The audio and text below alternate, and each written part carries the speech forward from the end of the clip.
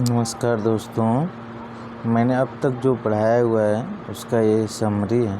ठीक है, तो आइए देखते हैं। पहला पॉइंट क्या है। किसी पदार्थ में इलेक्ट्रॉन या आवेश एक स्थान से दूसरे स्थान तक जो प्रवाह होता है उसे क्या कहते हैं? धारा कहते हैं। उसे क्या कहते हैं? धारा कहते हैं। नेक्स्ट पॉइंट देखते हैं। इलेक्ट्रॉनों के प्रवाह की गति पदार्थ के प्रकार पर निर्भर करती है। कैसा पदार्थ है उस पर निर्भर करती है। ठीक है, इलेक्ट्रॉन में दो प्रकार की गतियाँ होती हैं, चक्रण गति और कक्षीय गति। ठीक है, नेक्स्ट देखते हैं। इलेक्ट्रॉन पर 1.6 × 10⁻⁻19 कूलाम और प्रोटॉन पर प्लस 1.6 × 10⁻⁻19 कूलाम आवेश होता है। ये सोते जागते याद कर डालिए इसको। और जबकि न्यूट्रॉन पे कोई आवेश नहीं होता है। ठीक है, न्यूट्रॉन पे कोई आवेश नहीं होता है। ठीक है, अगला देखते हैं पॉइंट। विद्युत धारा की चाल प्रकाश की चाल के तुल्य 3 × 10⁸ मीटर/सेकेंड होती है। ठीक है, इसका प्रवाह धन दिशा से ऋण दिशा की ओर होता है। किधर होता है? प्लस से माइनस की तरफ। ठीक है, प्लस से माइनस की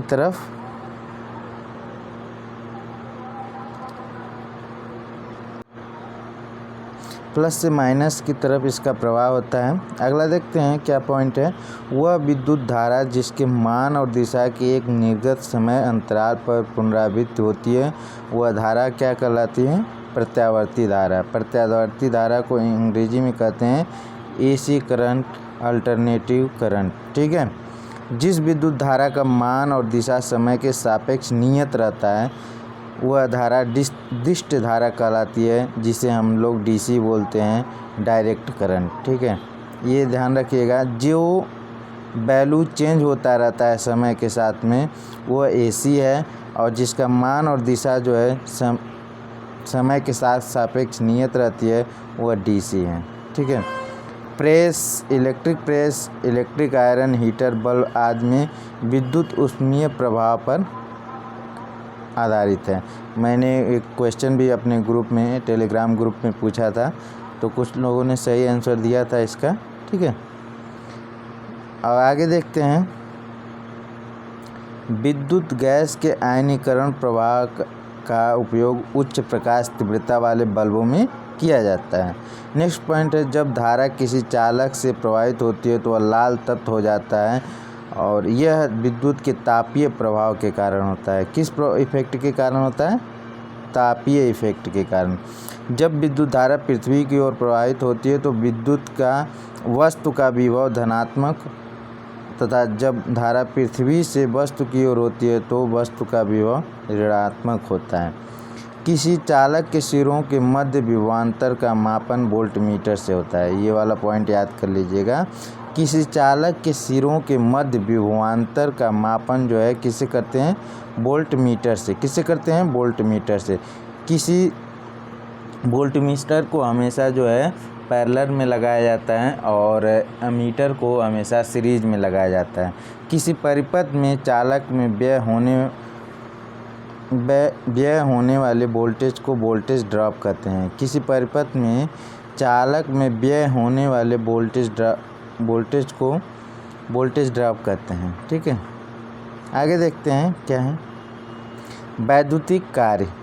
वैद्युतिक कार्य जो है ये होगा आपका EMF इंटू करंट इंटू समय के तुल्य होता है। ठीक है, वैद्युतिक कार्य यह एक फार्मूला है, याद कर लीजिएगा। एक मीट्रिक प्रणाली में 1 HP बराबर 735.5 वाट होता है। ठीक है, और ब्रिटिश प्रणाली में 746 वाट। अब यहाँ ध्यान रखिएगा, ऑप्शन में अगर मीट्रिक प्रणाली दिया है तो वहाँ पे आपको 735 लगाना है, अगर ब्रिटिश प्रणाली दिया है तो वहाँ पे 746 लगाना है। इस डिफरेंस को आपको पता होना चाहिए। ठीक है, चांदी, तांबा, सोना इत्यादि पदार्थों से मुक्त इलेक्ट्रॉनों की बहुलता होती है, जो चालकों का एक विशेष गुण है। ठीक है, चालक पदार्थों में तन्यता, सुदृढ़ता, आघातवर्धनीयता का गुण विद्यमान होना चाहिए। ठीक है, एक कंडक्टर में क्या क्या क्वालिटी होना चाहिए। ठीक है, आइए आगे देखते हैं।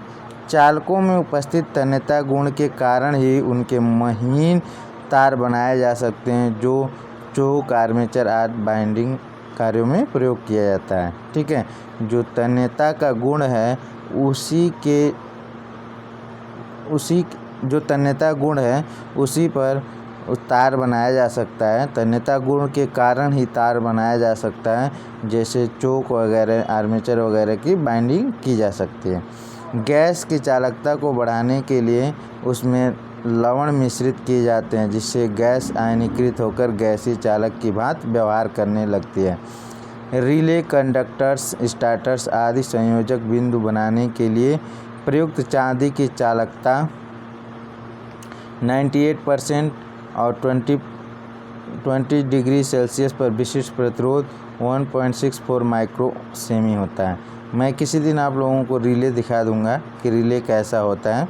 ठीक है, बस बार क्या होता है, जहाँ से देखिए ऐसे आप बता रहा हूँ, ये देखिए ऐसे ये बना होगा, फिर एक और पट्टी बना, तो R, Y, B ये 3 हो गए और ये हो गया आपका न्यूट्रल।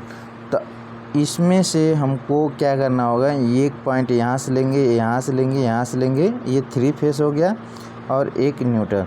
अगर हमको सिंगल फेस चाहिए होगा तो इन तीनों में से किसी एक में लगाएंगे। ठीक है, और एक इसमें लगाएंगे। ठीक, तो ये इसी चीज़ को ये कापर की पट्टी की बनाई जाती है। ठीक है, कापर की पट्टी की होती है और या तो एल्युमिनियम की पट्टी होगी, तो उसी को बस बार कहा जाता है। ठीक है, यहाँ से कई सोर्स निकले होते हैं, लाइनों के कई सोर्स निकले होते हैं। ठीक है, वैद्युतिक तार, केबल, अर्थिंग, वैद्युतिक सहायक इत्यादि निर्माण में किया जाता है, जिसकी 90% होता है। बस बार, वैद्युतिक तार, केबल, अर्थिंग, वैद्युतिक सहायक सामग्री इत्यादि के निर्माण में तांबे का प्रयोग किया जाता है, क्योंकि इसकी चालकता जो है 90% होती है। मैं पिछले वीडियो में आपको बता चुका हूँ ये चीज़। ठीक है, टंगस्टन का गलनांक जो है 3400 डिग्री सेल्सियस होता है, मैं पहले ये भी बता चुका हूँ, जिसका प्रयोग विद्युत बल्ब या फ्लोरोसेंट ट्यूब के फिलामेंट बनाने में प्रयोग किया जाता है। पीतल, तांबे और जस्ते से निर्मित चालक पदार्थ हैं, जिसकी चालकता चांदी की तुलना में 48% होती है। लोहे का विशिष्ट प्रतिरोध तांबे के विशिष्ट प्रतिरोध की तुलना में 8 गुना होता है। ठीक है, ये इम्पोर्टेंट है, ये पूछा हुआ है। उच्च गुणवत्ता वाले उपकरणों में पीतल के स्थान पर प्रयोग की जाने वाली मिश्र धातु जर्मन सिल्वर में 60% तांबा, 15% निकिल और 25% जिंक होता है। ठीक है, 60% तांबा और 15% निकिल और 25% जिंक होता है। भूमिगत केबल्स पर नमी रोधी एवं जंग रोधी सुरक्षा आवरण चढ़ाने एवं सीसा संचायक सेलों की प्लेट बनाने के लिए प्रयोग किया जाता है। भूमिगत केबल्स पर नमी रोधी एवं जंग रोधी सुरक्षा आवरण चढ़ाने एवं सीसा संचायक सेलों की प्लेट बनाने के लिए लेड का प्रयोग किया जाता है। किसका प्रयोग किया जाता है? लेड का। प्रतिरोधक बनाने के लिए उपयुक्त मैग्नीन के रासायनिक संगठन में 84% तांबा, 12% मैग्नीन और 4% निकिल होता है। ठीक है, आगे देखते हैं। उच्च विशिष्ट प्रतिरोध वाली धातु होती है यूरेका, 40% निकिल और 60% कार्बन। 40% निकिल और 60% कार्बन। पारा सामान्यतः तापक्रम पर द्रव अवस्था में रहने वाला धात्विक पदार्थ है। ठीक है, विद्युत प्रेस, केतली, टोस्टर आदि के हीटिंग एलिमेंट नाइक्रोम के बने होते हैं। 80% निकिल और 20% क्रोमियम होता है। 80% निकिल और 20% क्रोमियम होता है। अचालक पदार्थों में मुक्त इलेक्ट्रॉनों की संख्या नगण्य होती है, जैसे अभ्रक, कांच, एस्बेस्टस। और आगे देखते हैं अगला पॉइंट। किसी अचालक पदार्थ की डाइलेक्ट्रिक स्ट्रेंथ उसकी वोल्टेज सहन सीमा होती है जो किलो वोल्ट्स प्रति मिलीमीटर में व्यक्त किया जाता है। किस में व्यक्त किया जाता है?